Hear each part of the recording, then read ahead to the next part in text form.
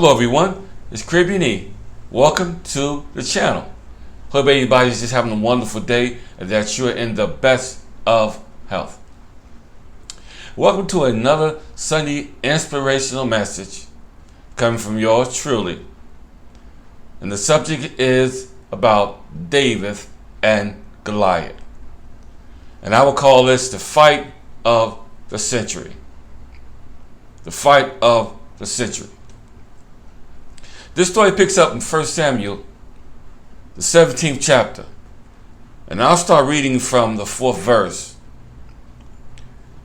And the 4th verse says, "And there went out a champion out of the camp of the Philistine named Goliath, whose height was 6 cubits and a span. And he had a helmet brass upon his head, and he was armed with a coat of mail, and his coat was 5,000 shekels of brass." This guy was built for war and for battle. Just looking at him made people nervous and afraid and fearful. He had graves of brass upon his legs and a target of brass between his shoulders. The 8th verse says, "And he stood and cried unto the armies of Israel and said unto them, Why are ye come out to set your battle array? Am I not a Philistine? And your servants Saul?" Then he said, "Choose you a man. Choose you a man for you, and let him come down to me." So basically, this is the beginning of the challenge. I want you guys to find me a man, says Goliath, to come down and challenge me. Verse 9, "And if he be able to fight with me and to kill me, then will we be your servants. But," in the 10th verse, "the Philistine said, I defy the armies of Israel this day. Give me a man that we may fight." Now this was about who's going to serve who. Because basically Goliath was saying, if I conquer you guys, and if I conquer this one guy, you guys serve me. If you conquer me, then we'll serve you. Basically, this is what's going on. So the 11th verse says, "And when Saul and all Israel heard these words of this big Philistine, they were dismayed and greatly afraid." Fear set in. And once fear set in, when confrontation comes, it sets a platform of each step of the battle. It begins to determine how successful this battle is going to turn out, because these are steps towards in preparation for a battle of a guy selling wolf tickets that's defying the armies of the living God.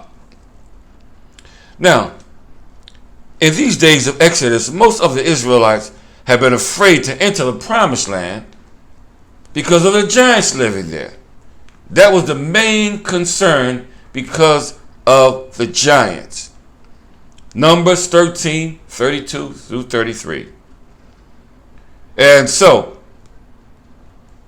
they tainted Israel's soldiers and appeared invincible to them. But Saul, the tallest of the Israelites, may have been especially worried because he was obviously the best match for Goliath in God's eyes. But however, Goliath was no different from anyone else.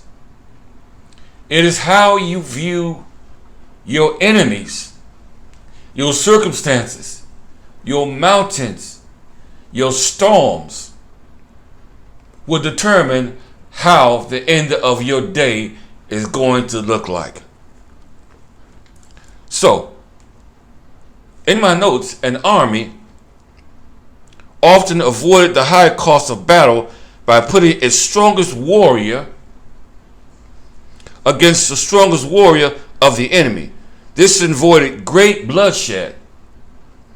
It saved a lot of people from getting killed, because the winner of the fight was considered the winner of the battle. Goliath had definitely advantage against David from a human standpoint. Goliath stood very high and looked full of stamina, while David was just a little boy. So from a human standpoint, David was ready in his mind and in his spirit. But Goliath didn't realize that fighting David, he also had to fight God. That's a game changer. Because I don't know about you, but I had many people in my life that came after me and came for me. They didn't realize that they just wasn't fighting against Kribini. They was fighting against God. Let me give you another scripture. Verse 26.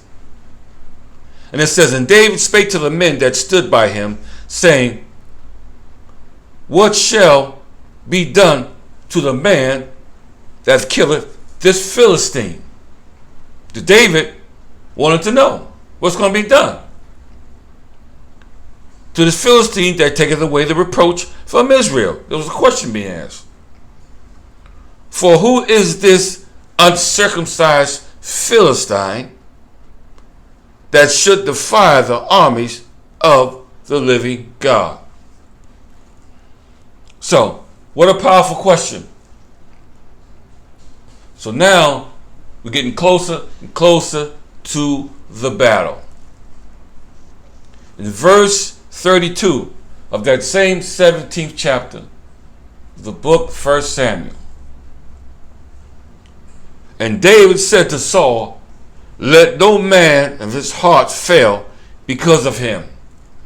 Thy servant will go and fight with this Philistine. Now people looked at David and said, Oh my goodness, are you kidding me? Are you crazy? Ain't no way. But we're not done yet. This is just the beginning of something that was a history-making event that happened in the life of David. It's almost like the thriller at Manila with Muhammad Ali and Joe Frazier, whoever he was fighting over there.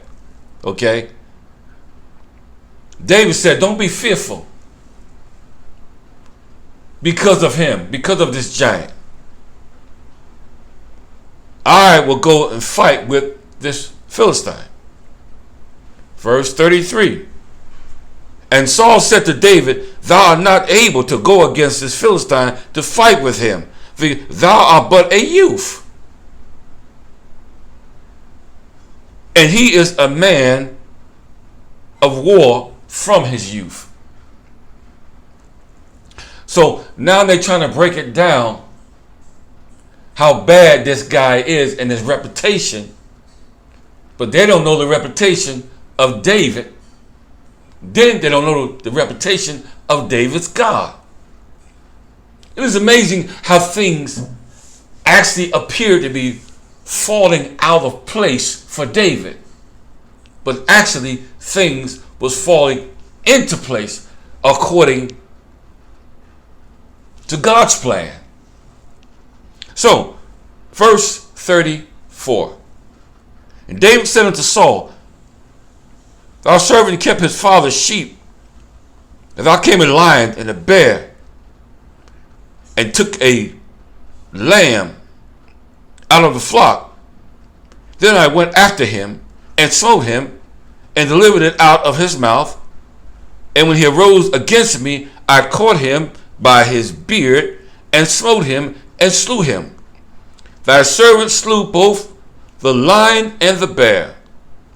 And this uncircumcised Philistine that you're looking at today shall be as one of them. I love when a person talks with confidence in the midst of trying times and troubled times. This is what we need, my brothers and sisters. When something is getting ready to break out, we must speak with confidence. And that confidence comes from your victories of the past that you already had performed when the crowd didn't see it. They see you now just as perhaps a little shepherd boy. They don't see you with all the things that the culture would tell you that you need to be successful. Now let me go back to, but let me continue with verse 37. And David said, moreover, the Lord that delivered me out of the paw of the lion and out of the paw of the bear, he will deliver me out of the hand of this Philistine. And Saul said unto David, go, and the Lord be with thee. So Saul said, go ahead. And God bless you. May God be with you, my friend. 38th verse. And Saul armed David. Now this is the catch. Saul armed David with his armor, and he put a helmet of brass upon his head, and he armed him with a coat of mail. So basically, Saul is dressing David up for battle as it appeared to be in Saul's own eyes. Saul had the mindset like, there's nowhere in the world you're going before this big giant who's dressed to kill and you don't have anything on. Watch this. And David girded his sword upon his armor and arrayed to go, and for he had not proven it. So now he's being given equipment to fight this giant they hadn't been proven with. I'm reminded when I was in the military all these years, one of the first things that made the tactical things that we had to do, we went through basic training, was to go to the firing range to learn how to fire your weapon. They told us all about the weapon, the M16, the range, philosophy, all of the operating procedures of operating an M16 machine gun, machine gun and a rifle. And also we had some other weapons as well, grenade launchers, the whole 9 yards. Some guys carried the M203, some guys carried the M16. But we were trained how to use these weapons for warfare. So David said unto Saul, I cannot go with these, for I have not been proven in them. All this stuff is what Goliath had been proven. So that's his equipment. But my equipment will be something else. And David put them off because that wasn't for him. When you're going through something, you can't use the same stuff that other people use because they're not you and you are not them. That's why it frustrates me and it aggravates me when I hear people say, if I was you, I would do this. Or if I was you, I would do that. Well, first of all, you're not me. And the second of all, I need to be persuaded, like the scripture said, let every man be persuaded by his own mind. That means you got to have your own thoughts, how you're going to deal with stuff, how you're going to tackle with stuff, and how you're going to handle stuff, and how you're going to prepare yourself to deal with warfare, whether it's in the natural or spiritual. You've got to prepare your own self, because when you're actually dealing with that, sometimes people ain't there with you. You got to fight for yourself, and you got to know that you know that you know that you're going to get through this with the help of God. But He expects you to do something too, and not stand there and be a coward. But know that you got to use the stuff that He have equipped you with from birth. Now, I don't want to get too deep with this, because I'm almost finished with this first part 1. So, in the 40th verse, and he took his staff in his hand and clothed him with 5 smooth stones out of the brook. This is what David had. And put them in a shepherd's bag which he had, even in his scrip, and his sling which was in his hand. And he drew near to the Philistine. I think I'm going to leave part 1 just with that, because we're getting ready now. We're prepping you for warfare. A giant and a shepherd boy. So, get what we've already given you so far. David and Goliath, Module 1. Next week we'll come back and we'll let you know how David is preparing himself for this great battle of a lifetime. I like to say this before I end this video. Be careful of the advice that you get from people when you're going through a personal storm, because it could be good advice, bad advice. And the equipment that Saul brought David didn't even fit his character, didn't even fit his warfare. And actually, it weighed him down before even the fight even begun. So listen, hold on to that till next week. We'll dive into more of it next week. And we'll find out who the winner really is, and how to fight life battles and storms and come out looking like a star. So, in the meantime, between the time, always remember, life to be enjoyed, that subscription notification, and we'll see you on the next video of my David and Goliath Module 2 coming up next week. May God bless you all. Peace.